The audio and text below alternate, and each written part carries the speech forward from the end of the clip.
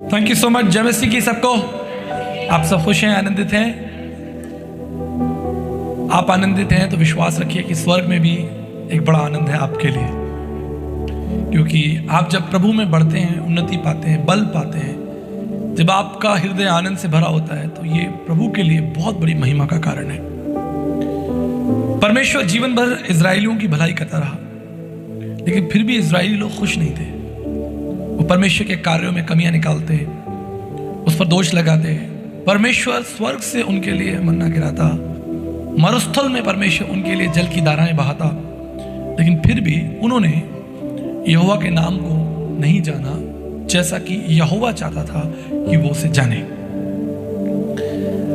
आज हमारी जो सबसे बड़ी आवश्यकता है वो ये है कि हम परमेश्वर को और निकटता से जाने, और विशेष रूप से जो नई पीढ़ी है उसके लिए बहुत जरूरी है।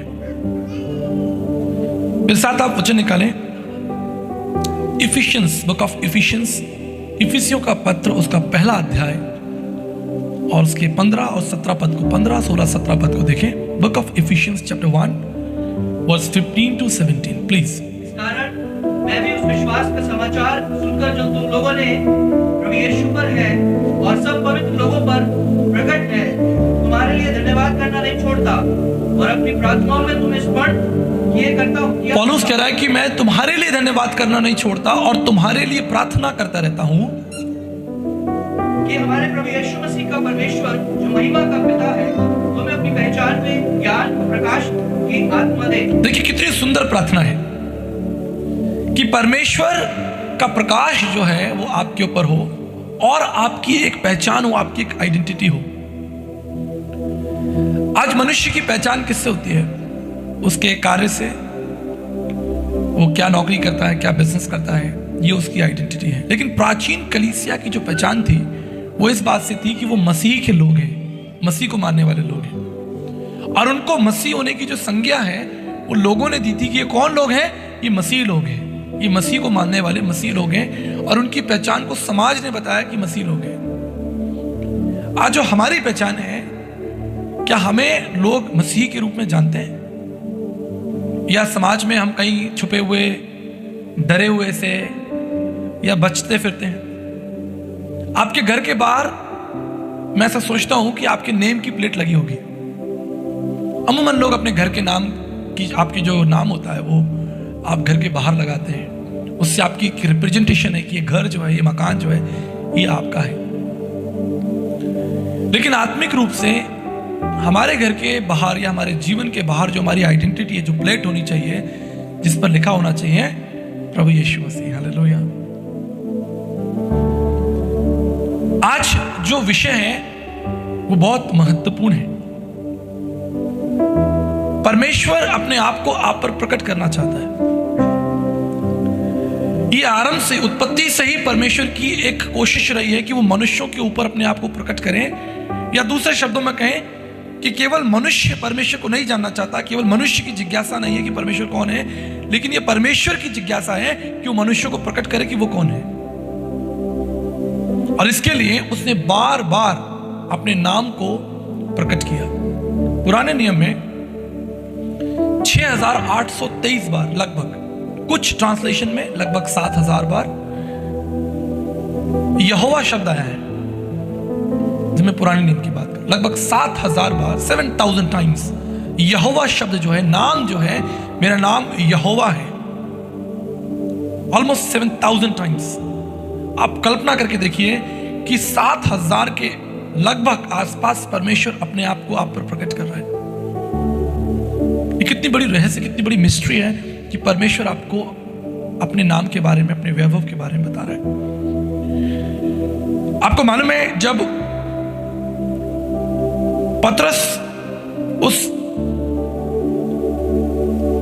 लंगड़े व्यक्ति को देखता है प्रेरितों के काम में,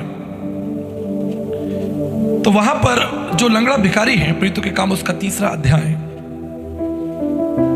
और उसके अगर आप 4थे पद को पढ़ें, प्रेरितों के काम उसका 3रा अध्याय और उसके 4थे पद से पढ़ना जरा शुरू करें। पतरस ने यूहन्ना के साथ उसकी ओर ध्यान से देखकर कहा, यहाँ पर जरा ध्यान दीजिएगा, पतरस और यूहन्ना ये इस बात का प्रकटीकरण है कि प्रभु यीशु मसीह ने कहा था कि तुम अकेले मत जाना, दो दो करके जाना।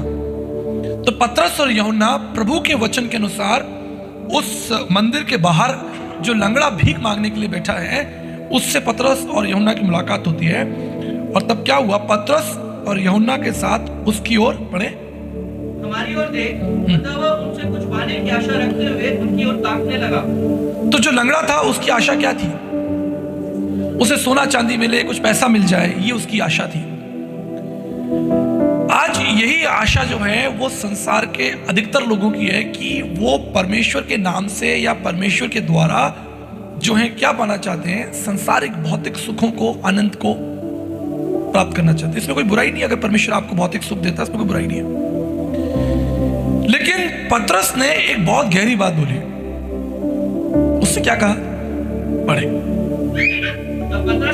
पतरस ने कहा चांदी और सोना तो मेरे पास नहीं है। देखो, वो जो लंगड़ा था उसके जो मन की जो बात है वो पतरस और यूहन्ना जानते हैं, ये हमसे पैसा चाहता है। लेकिन उसने क्या कहा, क्या उत्तर दिया, आगे पढ़े। परंतु जो मेरे पास है वो तुझे देता हूं। जो मेरे पास है मैं तुम्हें देता हूं। और वो क्या था उसके पास में? यीशु मसीह नासरी के नाम से चल फिर। किस नाम से? यीशु मसीह नासरी के नाम से। हालेलुया। ये जो यीशु नासरी जो नाम है, ये स्वर्ग से दिया गया नाम है। ऐसा नहीं कि बस कुछ भी चल रहा है। स्वर्गदूतों ने कहा था कि तेरे एक पुत्र होगा और तू उसका नाम यीशु रखना। मरियम को कहा था उसका नाम यीशु रखना, और मरियम ने स्वर्गदूत की आज्ञा के अनुसार उस बालक का नाम यीशु मसीह रखा। और आज इस यीशु मसीह के नाम की जो धूम है, समझ रहे हैं, वो इतनी जबरदस्त है, इतनी खतरनाक है पूरे विश्व के अंदर। मैं बड़े बड़े मंचों पर इसे बोलता हूं कि भैया इस नाम से पूरे विश्व के अंदर भगदड़ मची हुई है। ऐसी भगदड़ मची हुई है इस नाम से कि पूछे नहीं, सकारात्मक भगदड़।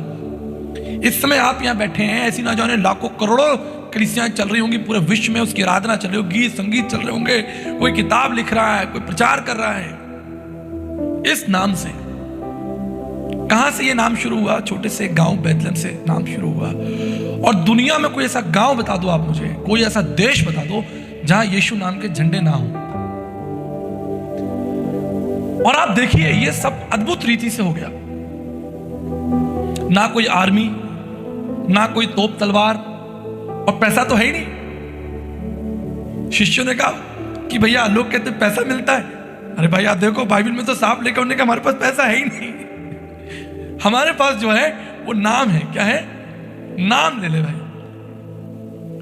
तो बड़ी प्रतिक्रिया होती है हमारे संसार में, समाज में, खासतौर पे हमारे भारतीय समाजों में भी पैसा मिलता है।